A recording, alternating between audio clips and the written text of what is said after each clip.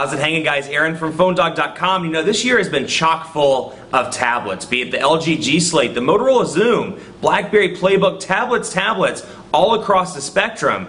But I have in my hand what is quite possibly one of the most popular tablets out there. At least that's what you say. It's one of the most popular tablets out there. Here it is, the Galaxy Tab 10.1, made by Samsung. This is a Google I/O version that we got at Google I/O for attending. 5,000 given away to all 5,000 attendees, and you can see that it's got that special edition Google I/O back cover as well. So we saw this at Mobile World Congress. They've changed the design around a little bit for the States. Nice thin light device with an awesome feature set. Is this the tablet to have when it comes out? The rumor's June 8th. But of course, as you know, those dates can always change. Is this the tablet to have? Should you go with the Playbook, the Zoom, something else in the market? We're going to try and find that out in the review. But first, special thanks to our friends at Best Buy. They haven't hooked us up with tablets, but what they do is hook us up with phones so we can give them to you in the One Paw Bandit game. Cool smartphones, Droid X2s, Sidekick 4Gs, things like that. When you go to Best Buy Mobile, you don't pay rebates. You walk out the door paying that after rebate price. So if it's $199 after rebate, that's the price you're paying at Best Buy Mobile. Enough of that, let's get into it. Samsung Galaxy Tab 10.1, is this a tablet to have? Let's take a look at the Android market and see how it's changed, because like I said, if you haven't seen one of the tablet videos, the market's very different on a 10.1-inch tablet than it is on an Android 2.3 powered device, you know, smartphone, things like that. So we can bring up, you'll see featured tablet apps. So you can download two types of apps. You can download tablet apps, and you can download the some of the regular phone apps as well. And then you can download books, because Google Books is part of the Android market. So you can jump over here to Books. If you want to, we can look at some of those, some of the popular top-rated books, go through the carousel up here at the top, excuse me, frog in my throat, and go down here to Editor's Choice, top grossing apps, top free apps, etc., and then scroll through the various categories. So we can go to search, and let's say we want to search for a Twitter client. Let's do, if I can spell Twitter,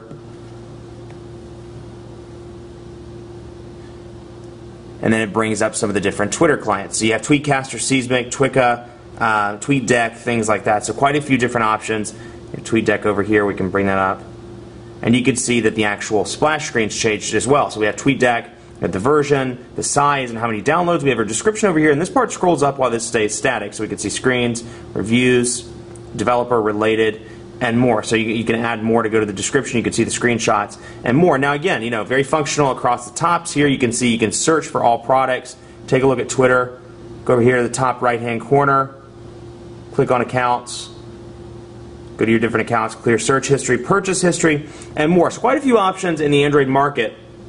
And we'll jump back out of that and take a look at some of the personal information management tools, calendar, contacts, things like that. So this is going to bring up my Twitter feed of contacts, as well as the contacts that I have as part of the Old Man McTweety test account. So you can see here, we'll go to Alex Wagner, for example, and you can click, and again, very functional up here at the top. All contacts, find contacts, new, go to edit if we wanted to edit Alex, and then you can click done, cancel. So again, optimized for that large display, and then our kind of right-click button, if you will, is over there in the top right-hand corner. So I can scroll them down through here. Oh, my buddy, Anderson Cooper, we'll talk to him. You can see his most recent Twitter update. Then if I want to find a contact like Old Man Baker, he is right there, and I can bring him right up. So same thing with calendar, you know, made for that bigger display. It's been modified around.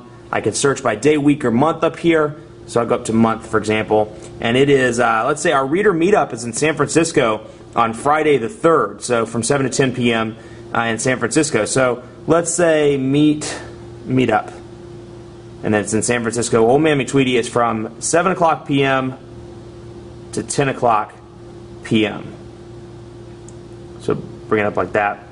Where, description, things like that. We don't want a reminder. We're going to get rid of that. And then I can hit done, and it's going to pop up and bring it up right there. So you see, set on Friday, and then I can see it by month if I want to, see that I have it scored in the month calendar. I can see it on the week basis, and I can search if I want to for meetup, or Meetu as I typed in, and it brings Meetup, the calendar that it's on, the repetition, and more. So again, you know, portrait landscape, very functional. It takes advantage of the larger display and ushers in some nice changes to the personal information management stuff on the Android tablets.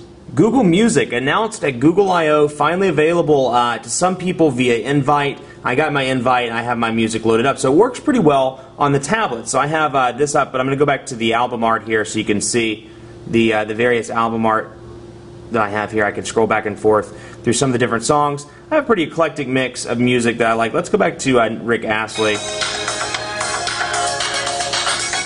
There's no strangers to love.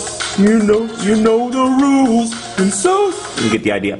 So sounds great coming out of the speakers. That's at full volume, by the way, and it's very easy to use. Now, of course, you know it is. I'm on Wi-Fi right now, so buffering is pretty easy, and I haven't had any issues with it here. When you get into like a 3G smartphone on Verizon or AT&T, and you have Google Music installed, it could be an issue because I know I've been listening to music on the Droid X2 demo, for example, and I find that it'll freeze pretty regularly because it's not buffering fast enough. So if you have a 4G device, it's fine, but anyway, this is a tablet review, but it works very well on this tablet. So you have Google Music that you can install if you have the invite. It's nice to be able to sync up your music between your computer and this. It's kind of like an answer to iTunes, if you will, kind of a nice little bridge for Google. So that's pre-installed on here as well. And then let's see, what else? Let's look at Samsung's Music Hub while I'm thinking about it, because I did want to show you this. Skip that message. We're going to bring this up. It's kind of like a music store of sorts for Samsung. So you have all these app stores, Samsung apps, you have the Android market, and then you have this. So we've got Born This Way by Lady Gaga, for example. We'll click on that and bring that up. And we can download the album for $7.77. And you see all the different songs are 99 cents. As well. So we could go to put that one in the cart if we wanted to, add it to the basket, and then we could buy it. And then you could search by genres, playlists, and my page. So if I wanted another song, I could do the same thing and then buy them through the cart. So it's nice to have this on here. It's a good bridge between my argument with Android or with iOS, where there's always been iTunes is out of the box on the iPad 2 and on the iPhone, making it very easy to install music, to install movies out of the box. This is a nice bridge for Android. Still not as clean of an ecosystem as iOS and iTunes, but definitely a good approach. Let's take a look at Quadrant Standard. We'll do a camera test and we'll call it a day. I'm not sure if Quadrant Standard is going to work really well on this, but we can certainly try. Now, I've been pretty impressed overall with this tablet. I love the size. That's my favorite thing about this tablet in comparison to something like a big bulky Motorola Zoom or even something like the G Slate. I think it's a perfect size. I like the size, the display of the G Slate, but I prefer the size and overall feel of the Galaxy Tab 10.1, if that makes any sense. So it's a nice tablet. It's going to be awesome when it lands in the US. And they've definitely improved it, changed it around a little bit from what we originally saw at Mobile World Congress in Barcelona earlier in the year. So it's running through some of these demos here, and let's see what happens. But I love the way it looks. Again, I think this is going to change when you see it launch in the retail space. But other than that, it's definitely a very good tablet. So it's going to load up here. Got the planets and the DNA sample as the last test. Now, I apologize. I said 8 megapixel camera earlier. I don't know why I said that. I meant 3.2 megapixel camera on the back. So let's go to benchmark results. 1,934 on Quadrant Standard. 1,934. So keep that in mind. Very fast tablet, reasonably fast. A little slow for a dual-core processor. Those have been kind of hitting between 2,200 and 2,600. It's a little bit below that, but still a good score nonetheless. So we'll do a camera test here before we sign off and test the 3.2 megapixel camera. Again, I apologize that I said 8 megapixels. There's just so much stuff out right now that it's like overload trying to remember all the different specs. Let's see here. Well, bam, wait for that to focus. Try to get it to focus at least. And you can see not the best picture in the world, but still you can kind of make out the keys. You can't really make out the display on the Veer or the kind of the text up here. You can kind of make it out. The overall device you can make out, and it is black on black, so that's something to keep in mind. Perhaps we can try something like this instead. Trash that. Confirm delete.